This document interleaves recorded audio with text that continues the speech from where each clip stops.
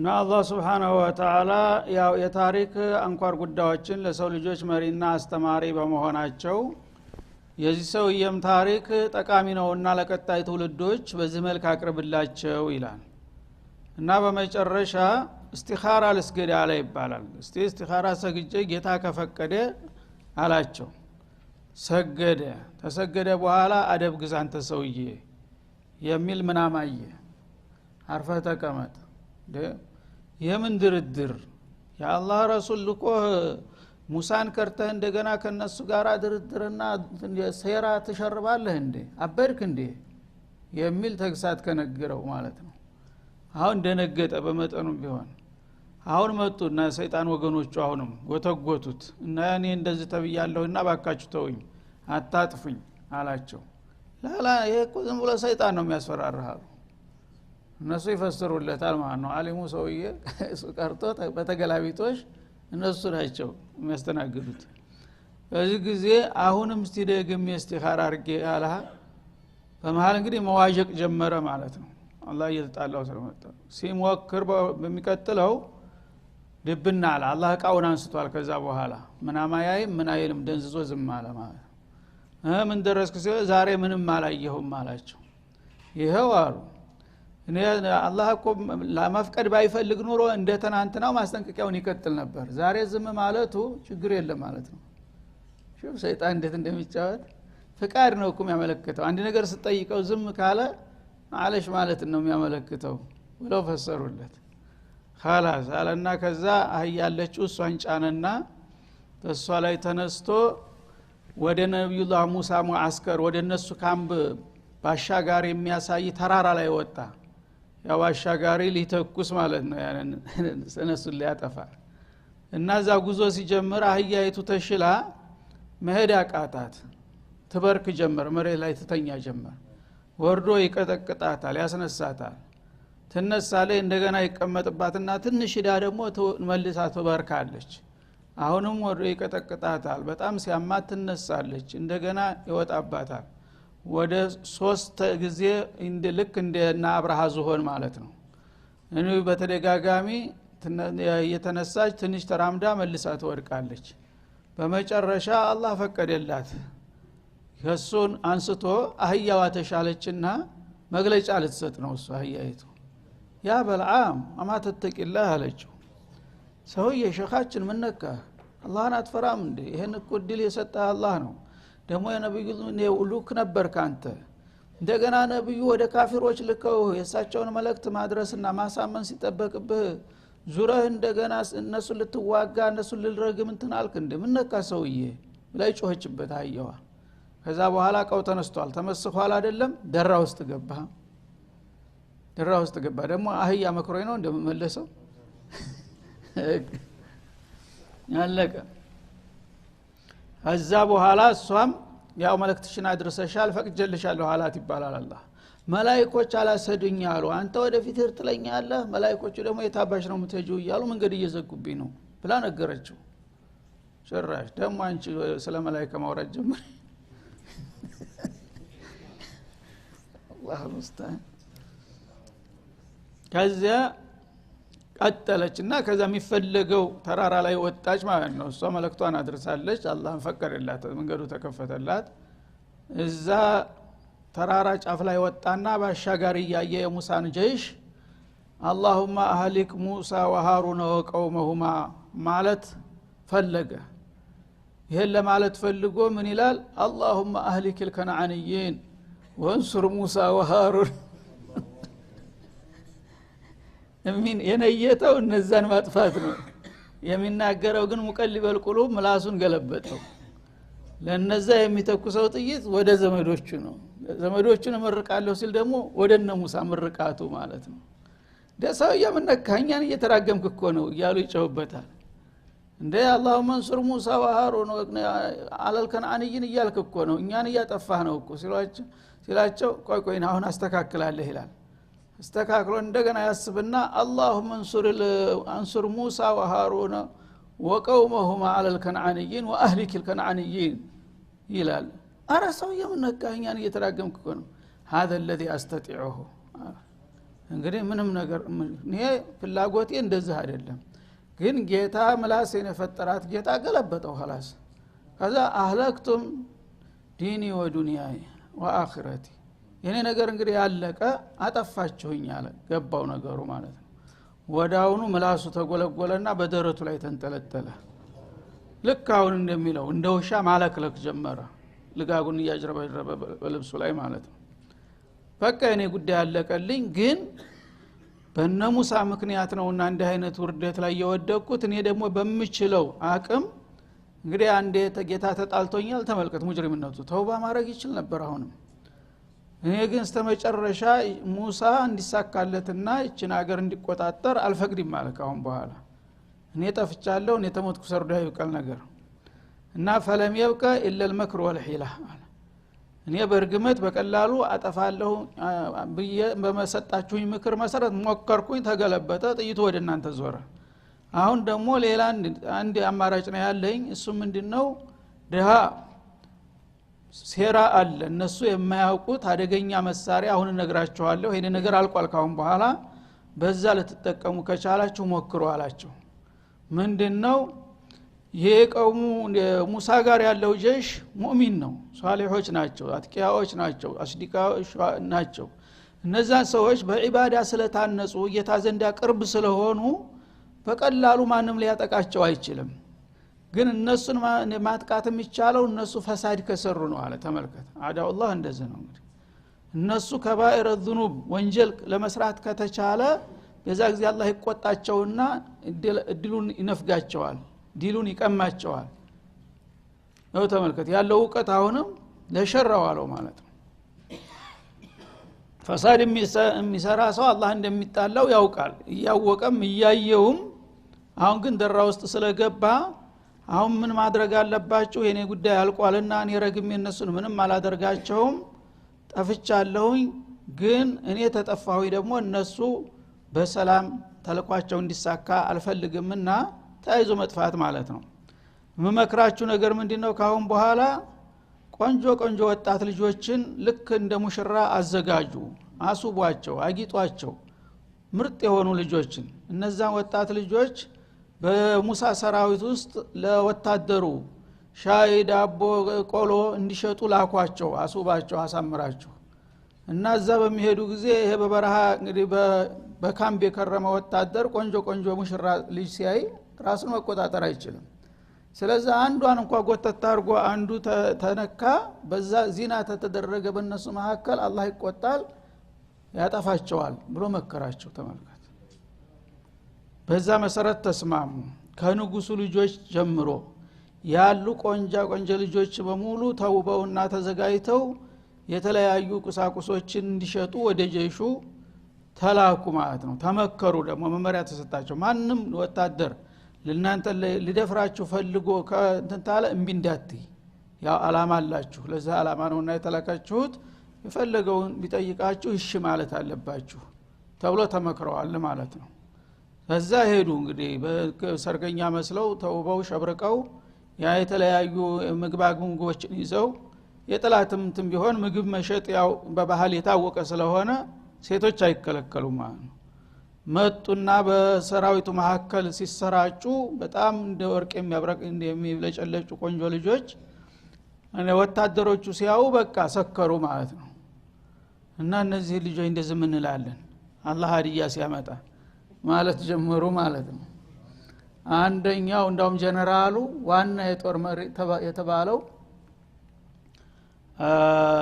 ማን ነበር ስሙ ረምዚ ኢብኑ ሰሉም ይባል ነበር የጀይሹ መሪ ማለት ነው እሱ በጣም ከሁሉም መካከል ደምቃ የምትታየው ቆንጆ ልጅ የንጉሱ ልጅ ነበረች ከስቢ ትባላለች እሷ ከስቢ ቢንት ሱወር رأس الامه የህዝቡ ጭንቅላት ማለት ንጉሳቸው ማለት ነው የንጉሱ ልጅ ተቤተ መንግስት ወጣ ተላከች ለዛ አላማ ማለት ነው ወለተካ ሰዎች የማያረጉት ነገር የለም ለዓላማቸው ሲባል ማለት ነው የንጉሱ ልጅ ዘሎ ያዛት ዋና እንትኑ ወዝረ ዲፋዑ ማለት ነው እሱ ያዘና መያዙ ብቻ አይደለም እንደ ብደት አደረገውና ሰክሮ እጇን ይዞ እየጎተተ ሙሳ ዘንድ ወሰዳት ነብዩ ዘንድ ሙሳ መቼም አውቃለሁ ያንተ ጸባይ ጥሩ ነገር እንዳንሰራ ነው እና አሁን ይቺ ልጅ حرام አትለኝ ይሆናል እኮ አንተ አላቸው ተሐዲ እቺን የመሰለች ፀሐይ የመሰለ ልጅ አሁን አላህ ልኮልኛል እጀገብታለች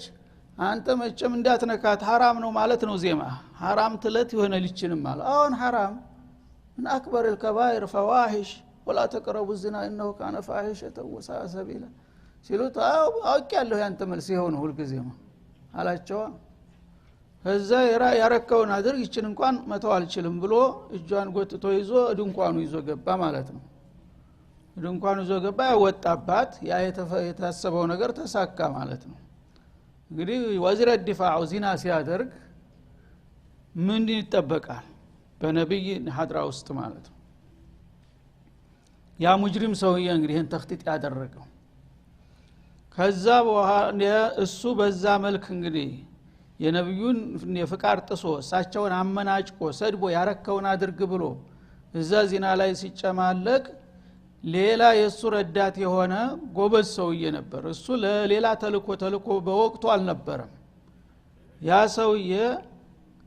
መጣ ማለት ነው ወዳውኑ እሱ ዚናውን በማድረግ ሲጀምር ቀሳፊ የሆነ ወረርሽኝ በሽታ መጣና በጀሹ ላይ ተለቀቀበት ወዳው በቅጽበት ማለቅ ጀመረ እንደ ቁርባ በሽታ ማለት ነው እንደ ንፋስ ነገር መጥቶ እንትን ሲላቸው እንዳለ እመት ሆነ ወደ በተወሰኑ ደቂቃዎች ውስጥ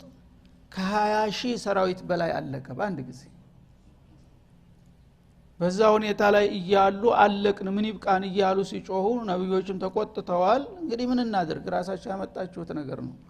እያሉ ባሉበት ጊዜ የሱ ረዳት የነበረው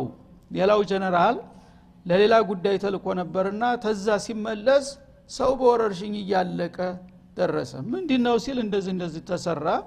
ሰውየው በነብዩ ላይ ፊት መጥቶ እንደዛ አመናጭቆ ሰድቧቸው ያው ሸርሙጣውን ይዞ ወደ ድንኳኑ ገባ እንደዚህ ያው በሽታ ጀመረን ይሉታል ማለት የት አለ አላቸው አሳዩት ድንኳኑ ያ ፊንሐስ ابن العيزار ابن هارون ነው ይሄ ሙእሚኑ ሰውዬ ማለት ነው የነብዩላህ ሃሩን የልጅ ልጅ ነው ይሄ ረዳቱ ማለት ነው የብረት ጦር ነበረችው ዛቢያዋም እንትኗም ብረት የሆነች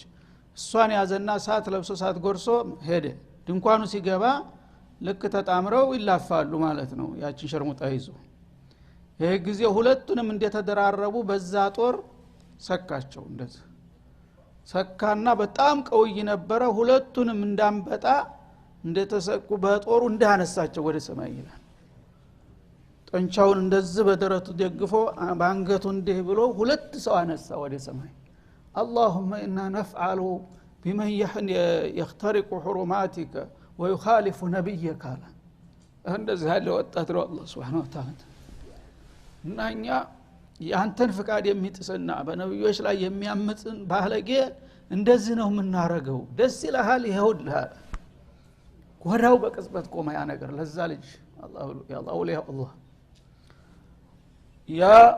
ወረርሽኝ ወዳው ቆመ ያለቀው አለቀ ከዛ በኋላ በተወሰደው ቆራጥ እርምጃ ያን የወንጀል ምንጭ አደረቀ ማለት ነው ይሄ ወጣት በዚህ መልኩ አላህ Subhanahu Wa Ta'ala ወዳውኑ ያው ልባት ተሰጠው ለወንጀለኞቹ እርምጃ ተወሰደ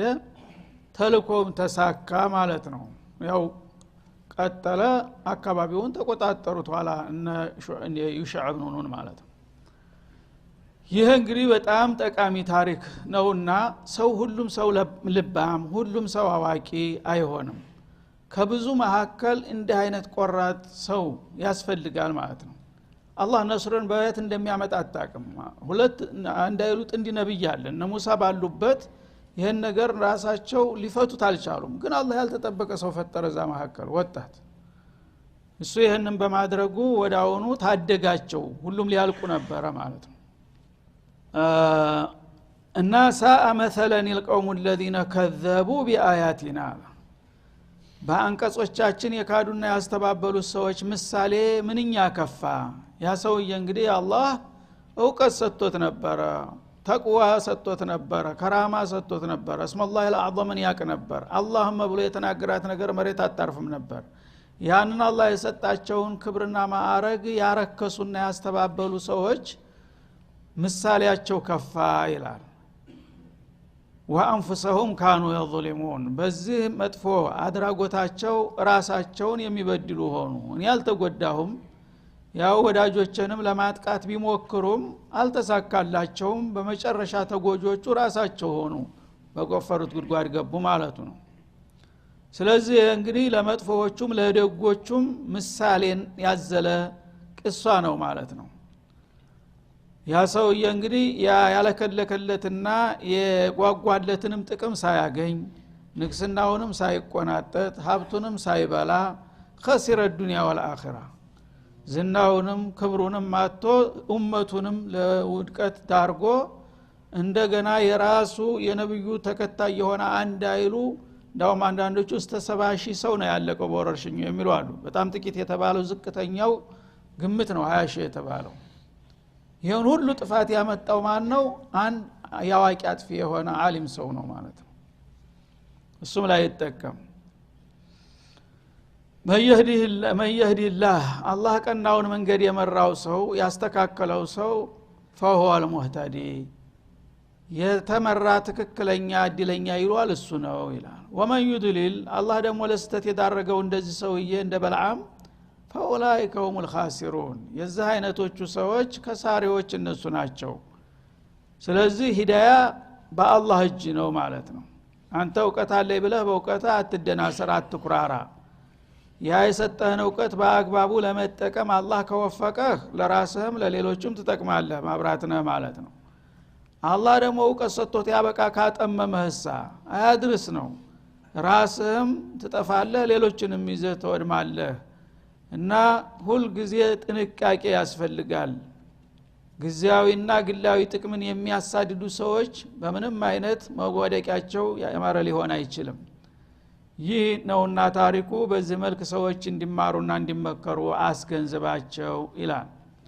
ይሄ በዱንያ ላይ እንግዲህ ያጋጠመው የተከሰተው ውጤት ነው በአኺራስ ምን ይጠብቃቸዋል የዚህ አይነቶችን ርኩሳን ወለቀድ ደራና ለጀሃነም والله لقد خلقنا لجهنم واعددنا لجهنم ፈጥረናል አዘጋጅተናል አለ كثيرا من الجن والانس ከሰውና ከአጋንንት ብዙ ጭፍራዎችን ብዙ ህዝቦችን ለጀሃነም አዘጋጅተናል ይላል አላህ Subhanahu Wa Ta'ala تعالى الخير ምን ጊዜም አለ ሸር ይበዛሉ እና ለጀሃነም የተፈጠሩና ለዛ የተዘጋጁ ሰዎችና ጅኖች በጣም ብዙዎች ናቸው ይላል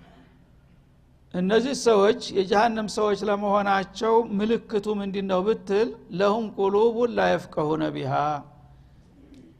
ሐቅን የማይረዱባቸው የሆኑ ልቦች አሏቸው ሐቅ ስትነግረው አይዋጥለትም ማለት ነው ይሄ ሰው የጀሃነም መሆኑን ወቅ ከወዲሁ ቀልባለው ያው ደረት አለው እንደ ሰው ስታየው ሸክሉ ሰው ነው ግን ሐቅ ስትነግረው ጠባይልለትም ማለት ነው ያክረሸርሸዋል አይዋጣው በተደጋጋሚ ሐቅን የሚጠላ ሰው ሆኖ ካየው ይሄ ሰውዬ ለጀሃነም ተመደበ መሆኑን ታውቀው ትችላለህ ማለት ነው ለምን ልቡ ሐቅን ሊቀበል የማይችል የሸፈጠ ነውና ማለት ነው እና ቁሉብ አለ ዑቁል አላለም አቅል ቢሆን ኑሮ ይቀበል ነበር ቀልብ ማለት የስጋው ነው ዝም ብሎ ዛሂሩ የአህያም የበሬም ልብ አለው አይደለ ያ ስጋው ልብ ይባላል ማለት ነው ግን የሚፈهم የሚረዳ በሚሆንበት ጊዜ አቅል ይባላል አቅል የሌለው ባዶ ስጋ ነው ልባቸው ማለት ነው የፍየል የበግ ስጋ የበግ ልብ ማለት ነው የዛ አይነት እንግዲህ አስተሳሰብ ያላቸው ሰዎች የጀሃነም ምድብ መሆናቸውን ወቁ ይላል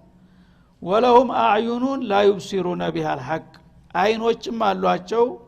ያው የተቆለጨለጩ አይኖች አላቸው ዛሂሩን ስታይ አይን ብሌን አላቸው ጥንዲ አይን ግን እንደ አይን አያውባቸውም ይላል ማለት የውጭ አይን ብቻ እንጂ የህሊና አይን የላቸውም የህሊና አይን ያለው ሰው ሐቅና ባጢልን መዝኖ አገናዝቦ ይረዳል የዛሂር አይን ብቻ ፍሬ ከሆነ ግን የበግ አይን ነው ማለት ነው ምን ያያል ያው ፊቱ ያለውን ቅጠል ብቻ ነው በግምት የምታየው እና ድመት ምን ይታይሻል ቢሏት አይጥ ነው አለቻሉ በመናማ ያው በአቅሟ ነው የምታየው ሌላ ምን ታልማለች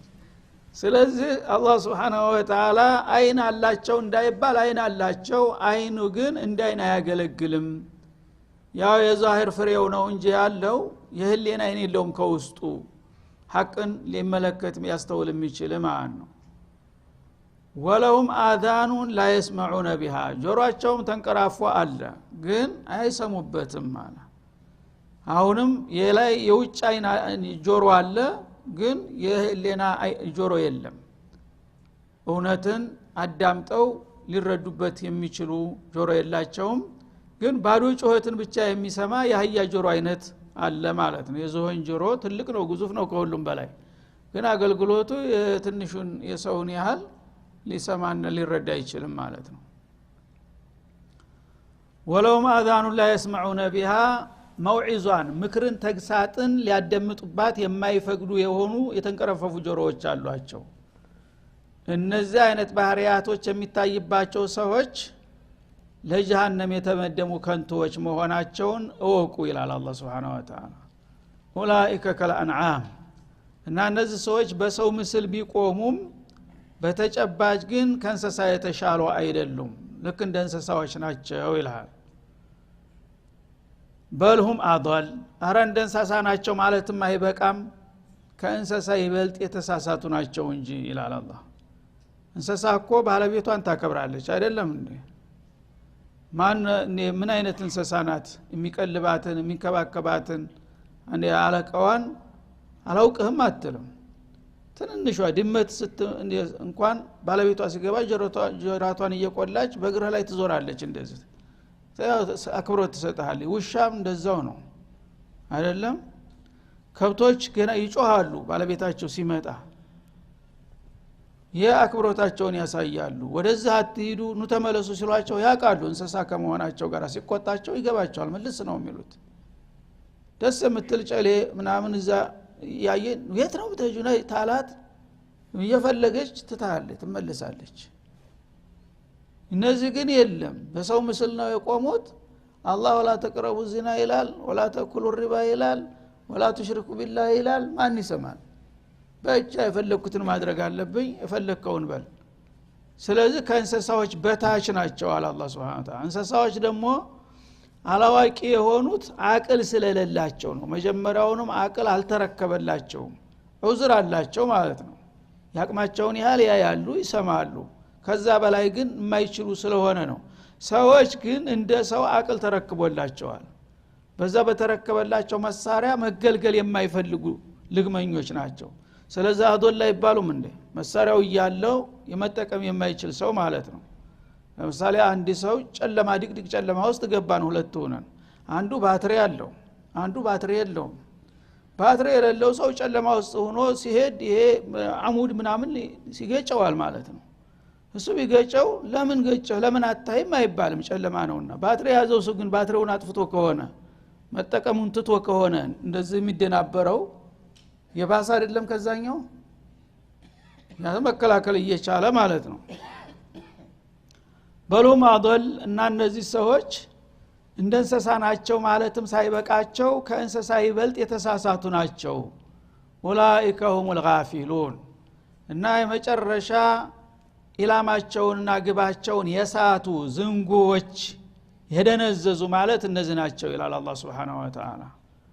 ጋፊል ማለት እንግዲህ ጥቅሙን ተጉዳቱ ለይቶ የማያቅ ጅላጅል ማለት ነው በዚህ በመድር ላይ አሁን አሉ የተባሉት እንግዲህ ከኛ የበለጠ አዋቂ ከኛ የበለጠ ምሁር ከኛ የበለጠ ሱልጣን የለም ይላል ግን አላህ ኡላኢከ ሁሙል ጋፊሉን አላወቅም አንተ ተዛሂር ያለችውን ፊትህ ያለችውን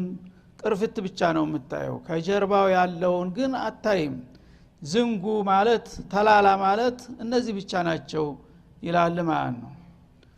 يعلمون ظاهرا من الحياة الدنيا وهم عن الآخرة هم غافلون እንዳለው ስለዚህ አሁን እንግዲህ በልዓም ጋራ ያይዞ ያመጣው በልዓሞች አሉ በየዘመኑ በየሀገሩ አሁንም ይመጣ እናንተም ጋር ሊኖሩ ይችላሉና በተለይ በአህባሽ ዘመን አሁን በልዓቦቹ እኛ ጋርም ብቅ ብቅ እያሉ ነው ማለት ነው ይህ አይነት እንግዲህ አመለካከት ያላቸው ሰዎች ይዘዋችሁ እንዳይጠፉ ተጠንቀቁ ገሌ አሊም ናቸው እሳቸው ተተቀበሉ እኮ ተሳቸው የበለጠ የለም ይያልክ እንደ በግ ተከትለህ እንዳትነዳ ቆም ብለህ ሰብ ይላል አላህ Subhanahu Wa Ta'ala ለዚህ ነው እንግዲህ ታሪኮችን የሚያቀርብልን እና ሰዎች አላህ ሂዳያ ካልሰጣቸው የዛሂር ዕውቀት መኖሩ ብቻ በቂ አይደለም በተለያየ ጥቅም ይደለላሉ ወይም ደግሞ በሌላ አካል ተጽኖ ይንበረከካሉ ማለት ነው ሰው የሚቸነፈው ወይ የሚፈልገውን ነገር አገኛለሁኝ ብሎ ወይም የሚፈራው ነገር እንዳይደርስበት ነው ይሄ ደግሞ በየዘመኑ ያለ ነገር ነው በተለይ ባለስልጣናቶች ሰዎችን እንደቃ ነው የሚጠቀሙት ለግል ጥቅማቸው ሲሉ ተሰሚነት ያለው ሰው ሚዛን ያለው ሰው እሱ ጋር ያሰልፈዋል በግድም በውድም ማለት ነው ተሳቸ በለጠ ማናለ ይያለ ያራግባል የራሱን አላርኩስ አላማ ለማራመድ ሲል ያጅል ደግሞ የኔ የወደደኛ ከበረኝ መስለውና ለሌላው ጥቅም ሲል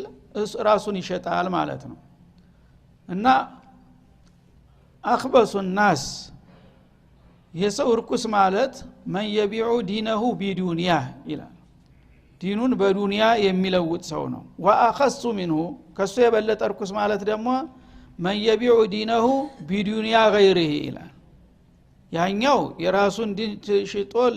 ለጥቅም ለግዚያዊ ጥቅም ነው የተላላም ቢሆን የተወሰነ ጥቅም አግኝቷል ማለት ነው ተሱ የባሰው ደግሞ ለሌሎች ጥቅም ሲል ራሱን ኪሳራ ውስጥ የሚጨምር አለ ለሌሎች ሶፍት ሆኖ ማለት ነው ለባለስልጣናት ሁሉ ጊዜ መሳሪያ የሚሆኑ ሰዎች በተለይ በሃይማኖት ስም ሶፍት ማለት ናቸው ነፍጥ ሲመጣብህ ሶፍትን መዘዝ አድርገህ ተጠርግበታለህ ከዛ በኋላ ያወረቀት አስቀያሚ ነገር ነው ማንም ሊያየው አያስፈልግም ወዳው ጥቅል አድርገህ ተወረውረዋለህ እንደዛ አይባቸውን ጠርገውባቸው የሚወረወሩ ቁሻሻ መሆናቸውን አያውቁም እሱ ግን ተጠቅሞበታል ማለት ነው ይሄን ነገር እንግዲህ አላህ Subhanahu Wa Ta'ala በጣም አስፈላጊ ነገር መሆኑን ስለሚያውቅ የዚህ አይነት ባህሪያት ያላቸው ሰዎች በየዘመኑና በየሀገሩ እንደሚከሰቱ ያቃልና ይሄ ታሪክ በቋሚነቱ ሊመራ ሊጠቅም የሚችል ነገር ነው ብሎ ያስቀምጠዋል هذا وصلى الله وسلم على النبي وإلى اللقاء